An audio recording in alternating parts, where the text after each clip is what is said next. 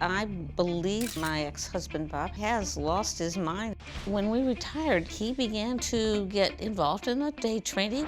I had to tell her we lost everything. Our $1 million nest egg was gone. After 40 years of marriage, I filed for divorce. At this point, there's approximately a half dozen women that I have a strong interest in.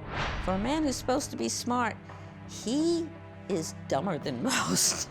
In a perfect world, you would like somebody that's young, attractive, interesting, funny, exotic, and rich.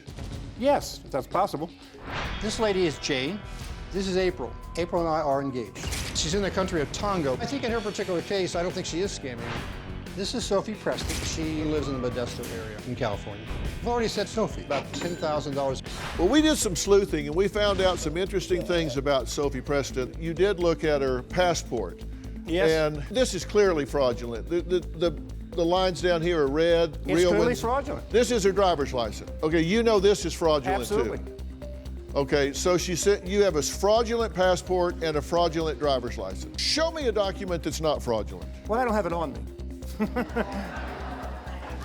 Do you understand that your assistants were asking for information at a rapid-fire rate over a lot of people in a very short period of time? You were busy being belligerent is the reason you were having trouble getting all your documents Is that a fact? together. Yes, that is a fact. Oh, okay. Wait a minute, you're talking over me. Stop talking over me. If you want the answer, you're gonna have to let me talk, okay? You are a loudmouth bully. You want to bully them, bully me, Buster. I have spent the last 4 years working myself crazy I know, in order to be able to live. I know. Well, these women have seen your $8,000, your $4,000, your $10,000, your $19,000, and I haven't. Your point is, whatever he spent, whether it's $30,000, $50,000, $100,000, would make a huge difference in your life. It would. I don't have a home. I have an apartment. We used to have homes. I put things up on the wall, but they have to come back down. And that's the way the rest of my life is going to be. Well, joining us via Ionico is Jeremy. Jeremy, how are you doing? I'm doing great, thank you. Well, it's good to see a smile on your face. Yes, it is. So tell me what's happened since you were here last. Wow. That's about all I can say is wow.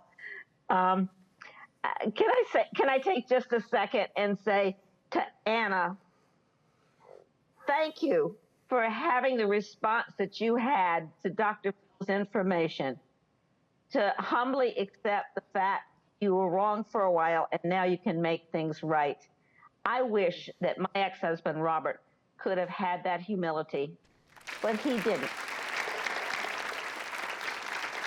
And as a result, the wonderful people who were watching Dr. Phil thought that maybe I should get a little payback for the things that had happened to me. And they opened their hearts, opened their pocketbooks, and over 1,500 people donated to me in a GoFundMe, and they donated $80,000.